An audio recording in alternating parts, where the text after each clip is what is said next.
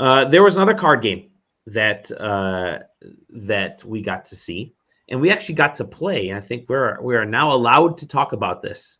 So Taylor and I had a chance to go check out Riftbound, and forgive me for trying to find videos for this, but it's kind of difficult. So I will just we can just kind of talk through it. But Riftbound is based on Taylor. I don't know, cards. Cards. Yeah, there we go. Definitely just cards and not any other IP. And not League of any Legends. other extremely valuable IP such as League of Legends. That has a card game. Right. So yeah, we had not a a physical one, JJ. Not a physical on Friday, I believe. Yeah. There's, I think that was Dave that we got to meet, right? Yeah. So this game is interesting because it's definitely set up to play like we get into this room, right, in the offsite, aka our hotel, and you get a pack of cards that are essentially based on different champions. So there's colors, but they're obviously the different champions or commanders, or whatever you want to call them in these kinds of games. And they're usually a couple colors, like red and yellow, or green and purple, or blue and red, or whatever. And I forget my character's name, but mine was like the super strong, kind of a beastie Volibear. Thank you, Dalibor. Dali is a bear. Confirmed. Dali is a bear. And the point is the point is supposed to get you got to get 8 points. And in order to win, to get a point, you either have to capture or hold a location. And to win the game, to get that 8th point, you have to hold a location to get that 8th point. And you get points by battling. You got your deck arranged, you're battling each other, and you're kind of putting out your minions, and you got your main character to the left with their sort of superpower, their spell effect right next to them, and then you kind of work from there. So Taylor, what did you? I'm doing a bad job of explaining it, but it really is meant to play like almost like a hybrid between League of Legends and Marvel Snap in a way, right? Because you're trying to capture these 3 areas and take control of them. But just quick impressions. I really like this. I really enjoyed my time with Riftbound. I was surprised. I'm not much of a card guy, but Riftbound and then the Magic the Gathering stuff we saw, like I really enjoyed Riftbound. I mean, what did you feel about like playing it? It was interesting. So we were set up in a 4-person free for all format, which I personally, not that I've played Magic, but it's always been to me a one-on-one game. I mean, even a lot of the digital ones that have come out in the recent past JJ Sam, correct me if I'm wrong. I don't think I can think of any of them that are not just one-on-one. Yeah, I can't. Yeah, so that was the default format. Whether or not that was so whether or not that was just like logistically what made the most sense for them to be able to show it to more people easily, I don't know. I think, but that was the first thing that struck me was that was the setup, and then they were like, "Yeah, this is one of the primary ways." Yeah, maybe. Am I wrong? Can you not play Commander with 4 people? Sure. I think that's like one of the the default ways to play my audio now as I put it. I know that I put. Uh-oh. Yeah, you got delayed, Taylor. Well, while he's trying to get set up over there, you could play kind of 4-player free for all. You could play in teams as well. He's but one-on-one is not like the primary way to play it. You can play one-on-one as well, but it's like free for all is the way we play the 4-player free for all. But yeah, you can do one-on-one. And again, it just depends on how many people you want to play. You can play 3 people, you can play 4, whatever, free for all teams. You can do like 3v1. It's really kind of flexible to how you can play. I think the ability to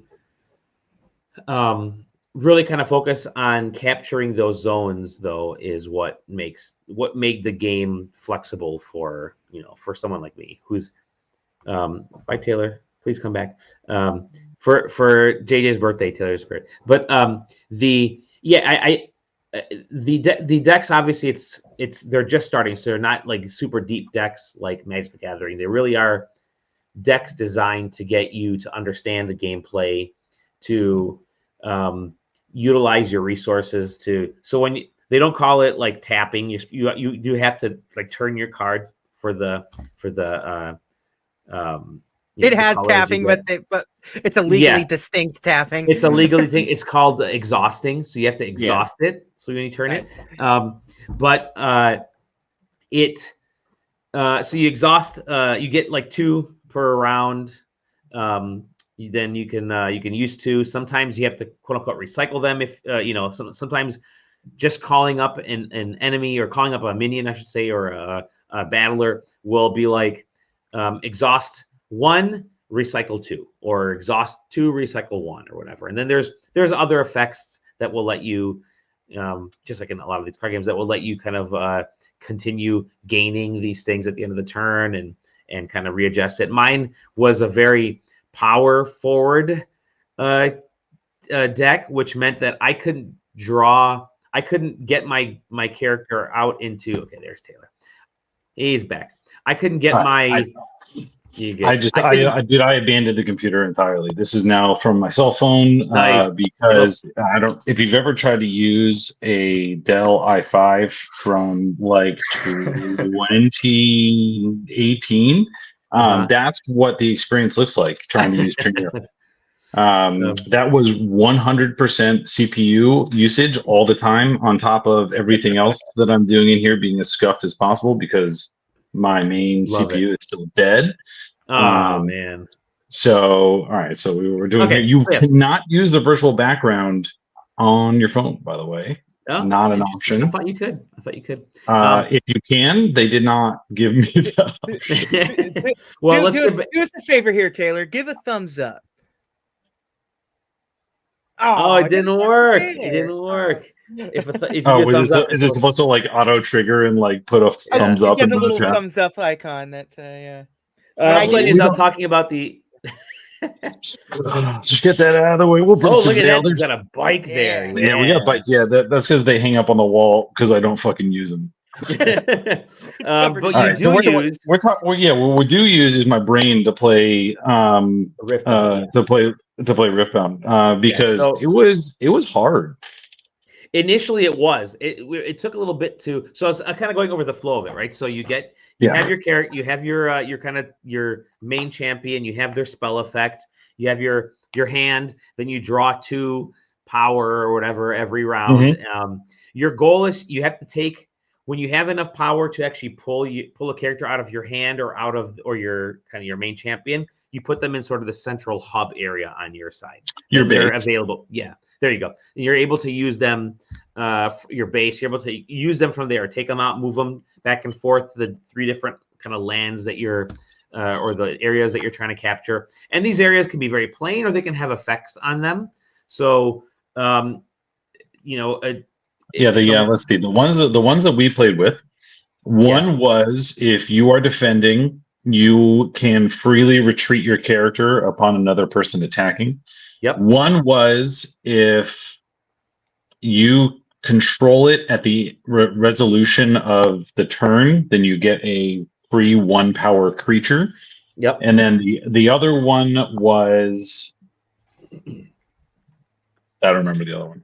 I got to it. So that's pretty good. Yeah. Important question. How many Teemos did you see in this game? There were no Teemos. Not a single Teemo appeared during our play session. So the way that I'll go over. What's the fucking point? I didn't say that there's no Teemos in the game. I just said that we didn't get one. Right. So the way that they've designed it is that there are core champions, ones that are like they are kind of, to use a magic term, the commander of the deck. And then there are specific colors. Stop me if you've heard this one before. The difference here, though, is that the champion determines what colors you can put in the deck. So if the champion is purple red, you can only use purple red cards in that deck. And I think there was six different colors, if my memory serves me correctly. So Teemo, even if Teemo's not a specified champion that is a deck controller, Teemo could be a green character that just shows up and can be a part of it. And so, the conversation was that's largely balance choices. The decks down the line, different set releases. I think that their goal is, and you might imagine, to get as many of them in there as possible, because that's how you sell more cards. Anyway, so let's go through what we were talking about. So, Dali, you were playing Volibear, which was a really high rune cost. I'm gonna lie, Dali, I think, got his champion on the board at two turns before I won. I just waited. I had to just wait and stare. That's all I could do. so Volibear's cost, I think, was 10. I want to say it was 10 runes. 10. Yeah. So the flow is that the person who starts the whole game draws one. They either draw one extra card, or no, they draw one fewer card but then everybody draws 2 energy. What did they call them? Runes? Was it runes? I think, runes. Yeah. So you draw 2 energy runes, which is akin to mana, and then there are certain things where, in order to whether summon or play a spell or whatever, you'll have to discard that rune. But otherwise, you'll continue to ramp runes 2 at a time every single turn. So the strategy there is, when do you use them, when do you lose them, kind of thing, to keep up momentum. So after you summon a unit, probably not going to be your champion right off the bat. It looked like on average they were 5-ish energy from what I was looking at. Yeah. Unless you're Volibear, in which case you're 10. And the general thing is that, so you'll pay a 2 cost, get a unit out there. It's got to go into the base first, unless it has a special condition, or you can pay a special energy cost in order to get it out there faster. And then you get what is essentially like a combat point towards victory for getting your unit onto one of the play spaces first. And then if you hold it at the start of your next turn, you get a point there too.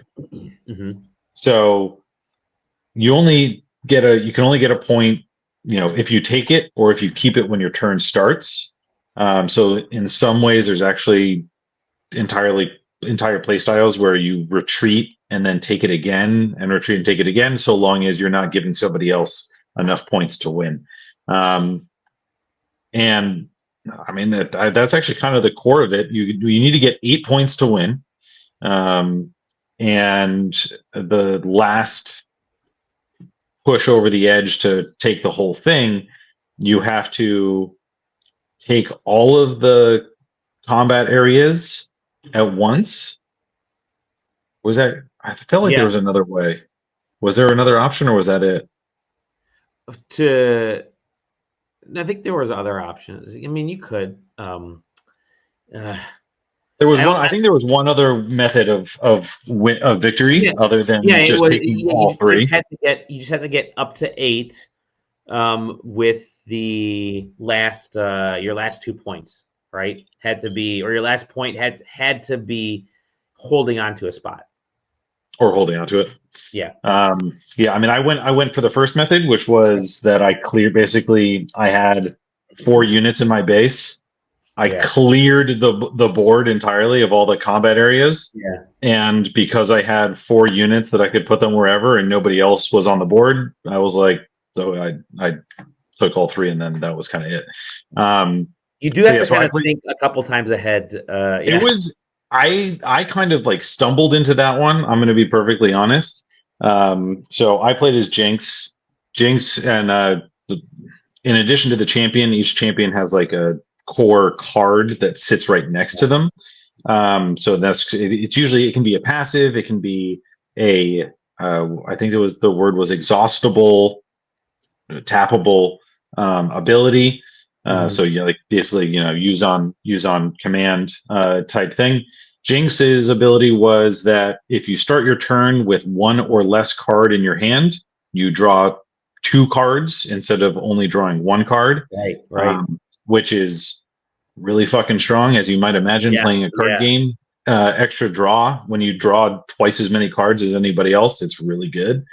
And then the other thing is that gets shuffled into your deck is another kind of like core card. So for Jinx, it's the big rocket, and there was a lot of discard synergies in the Jinx deck. So you can use the rocket, and if you use the rocket, you can instead choose to discard a card, and then you put the rocket back in your hand, which you can use to really good effect to say, keep your hand at 1 with only the rocket in your hand, and then you can see where the infinites start to pop up.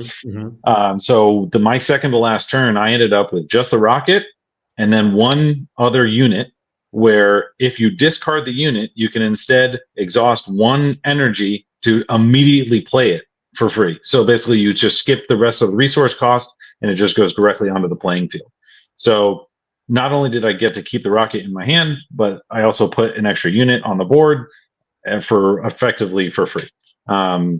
It was, like I said, I kind of stumbled into that one because Dave was like, "Oh, you're gonna do the rocket special thing where you discard a card," and I was like, "Yeah, you know what? You're right. I should do that."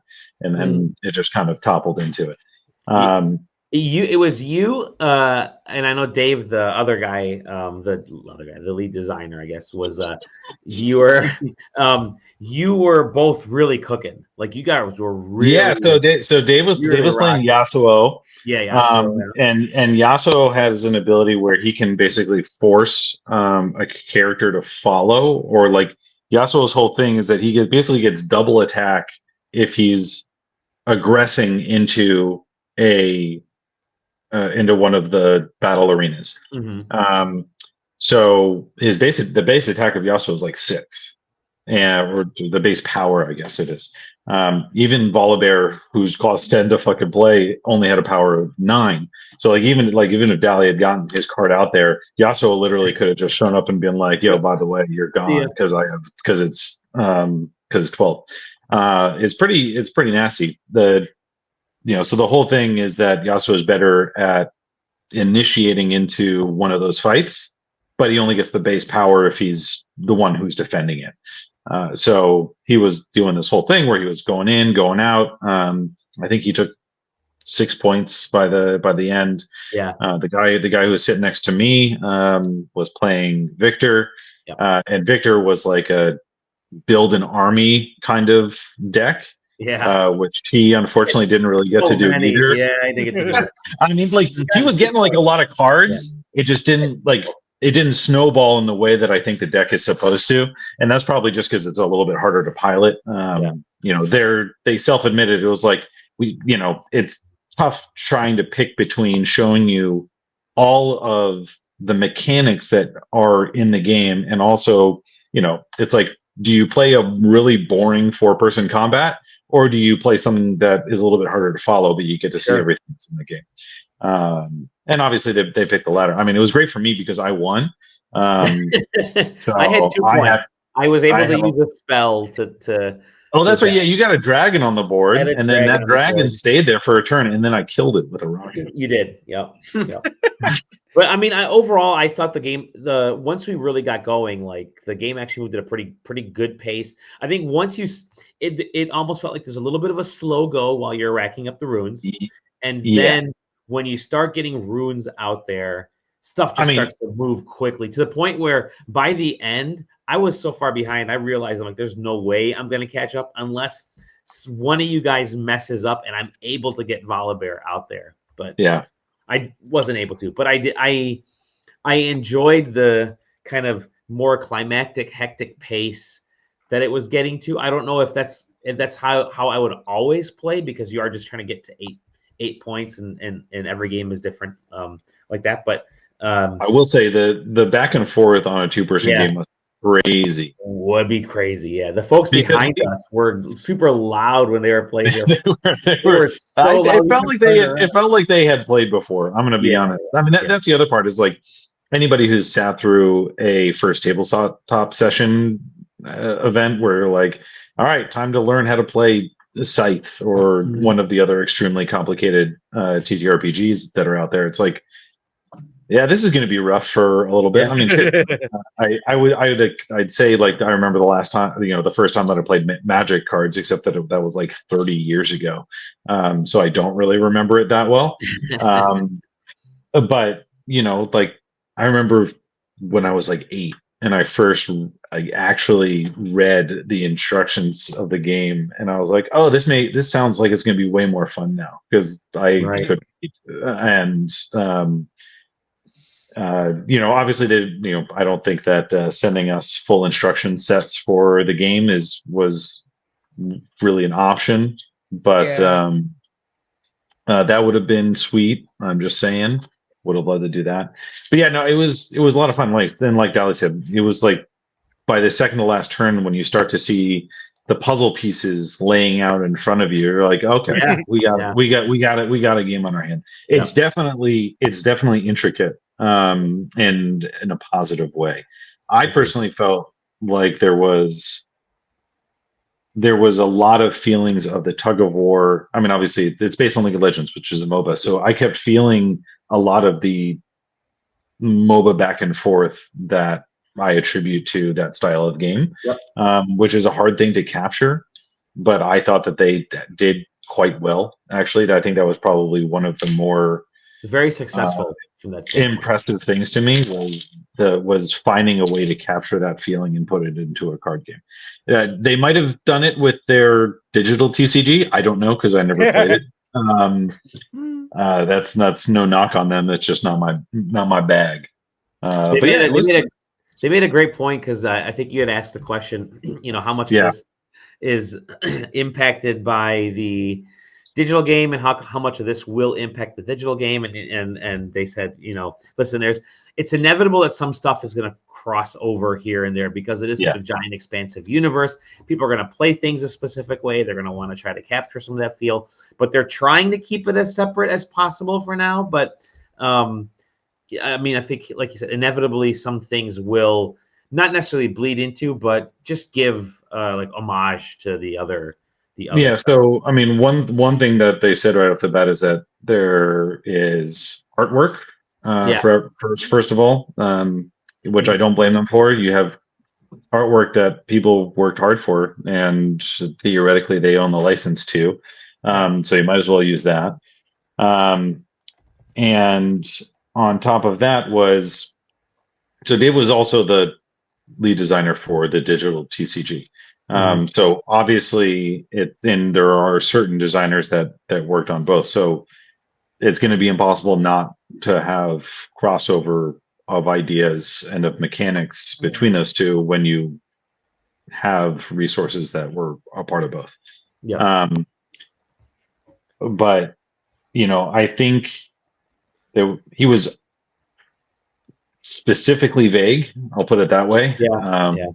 I think that they have to be.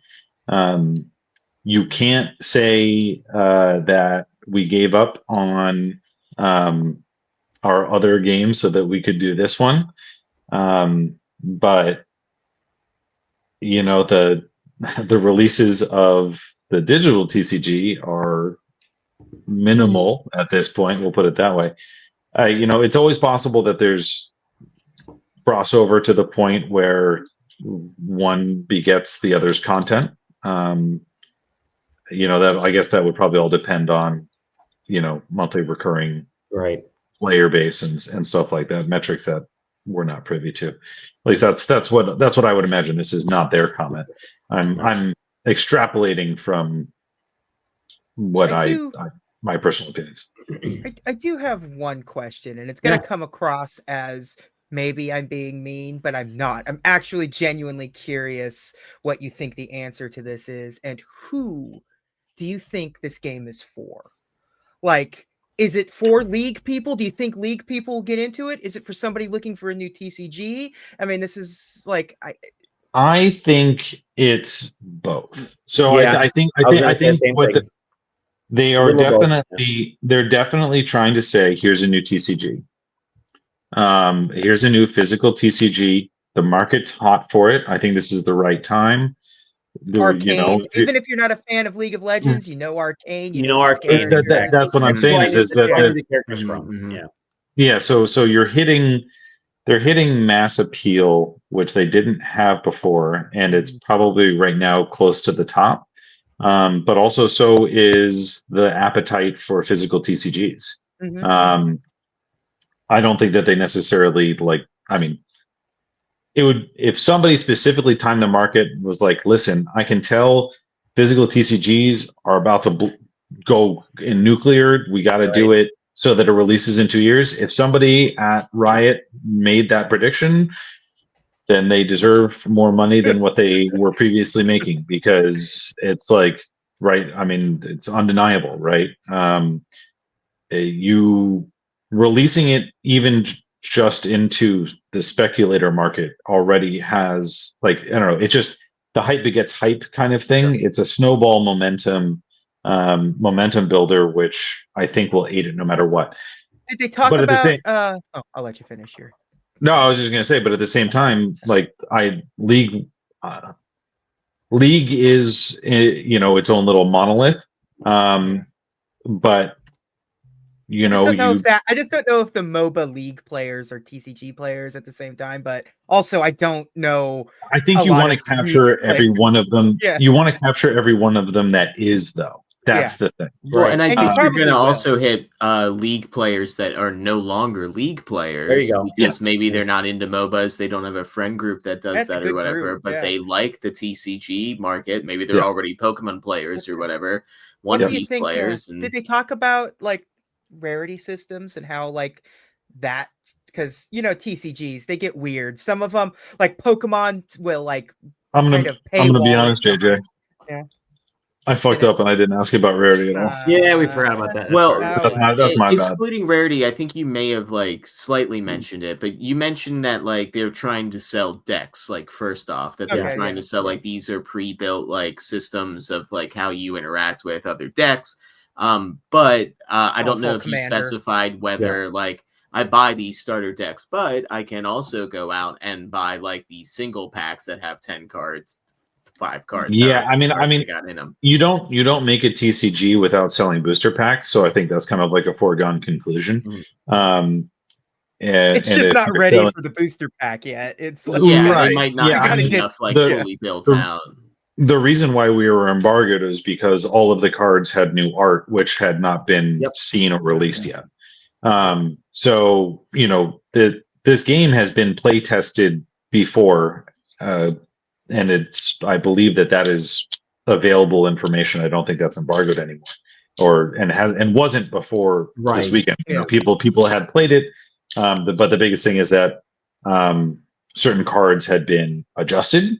Some nerfed, some buffed, and it was all new art. So that's the primary reason for the embargo, and why we couldn't talk about it before today. Well, technically Sunday, but whatever. At any rate, the idea is that yes, there's a color system which is going to determine and draw balance, which means that there is a deck that you have to build because you have to build it around colors. I did not ask what size the decks are meant to be or play style as far as rule set for commander, or again, to use Magic terms, and stuff like that. So probably going to be Rarity. And some of that might even fluctuate before release, I would assume, at this point.